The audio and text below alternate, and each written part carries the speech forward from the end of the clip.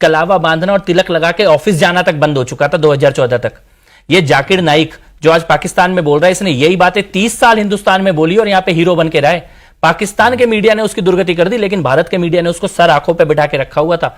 मोदी जी के पीएम बनने के बाद इंडिया छोड़ के भागा है, वरना प्रधानमंत्रियों के साथ चाय नाश्ते पे बैठता था वो जाकिर नाइक। उसकी जो भाषा है, जो पाकिस्तान का स्वीकार नहीं कर रहा, वो भारत का खून निकल जाए, लेकिन वो तो भारत में ये रोज बोलता था। उसका चैनल चलता था लाइव, रोज 24 घंटे का पीस टीवी चलता था जाकिर नाइक का, जिसमें यही जहर वो रोज उगलता था कांग्रेस की सरकार में। वो देश छोड़ के भागा जब मोदी प्रधानमंत्री की कुर्सी पर आकर बैठे हैं। ये बदलाव है, ये छोटे मोटे बदलाव नहीं है। पीएफआई का पूरा तंत्र जो आज इस देश के अंदर नष्ट हो गया है, ये पीएफआई गली गली में बैठा हुआ था। उमर खालिद का बाप जो हीरो बनने की कोशिश कर रहा है, सिमी का नेटवर्क चलाता था मध्य प्रदेश के अंदर।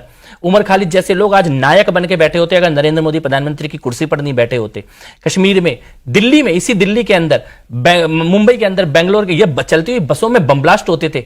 वहां से लेके आज हम यहां पे आए हैं कि हम आज ये बात कर रहे हैं, इन चीजों के बारे में संवाद कर रहे हैं। और जब बम ब्लास्ट हुए मुंबई में, तो मुंबई में शरद पवार झूठा कि इलाके में बम ब्लास्ट हुआ, इसकी झूठी प्रेस कॉन्फ्रेंस किया मीडिया के सामने आके कि हिंदू की सो कॉल्ड यूनिटी बनी रहे और अपनी जनता को और हिम्मत देखिए, उसके बाद कुछ समय बाद एक्सेप्ट किया, खुद एक्सेप्ट किया कैमरे पर कि मैंने झूठ बोला। ये राजनीति थी। वहां से आज हम यहां पे आए हैं जहां इस देश का प्रधानमंत्री कैमरे पे ये बात बोल रहे हैं कि बटेंगे तो सामने वाला महफिल सजाएगा।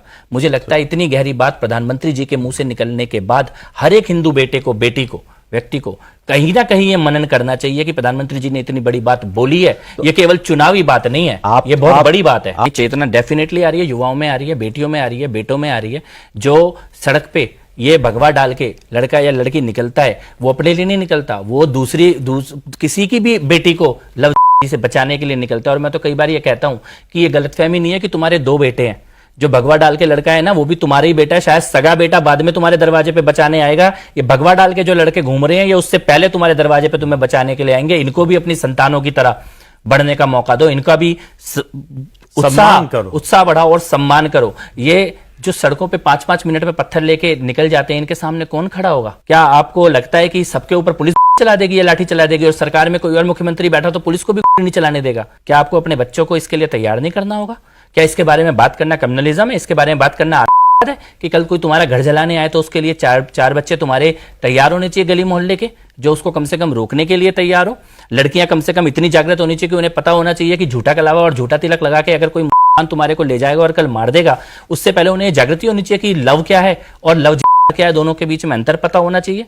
ये जन जागृति का काम कई स्तरों पे हो रहा है देश में, और केवल हम नहीं कर रहे हैं। जिसको समझ में आता जा रहा है उसको ये चेतना आ रही है। जिसको आज नहीं आ रहा उसको कल आएगा, और जिसको कल नहीं आएगा किसी कीमत को चुकाने के बाद आएगा। ये राजनीतिक मुद्दा नहीं है, ये चुनावी बात नहीं है। चुनाव में कौन जीतेगा हारेगा इससे इसका फैसला नहीं होना है।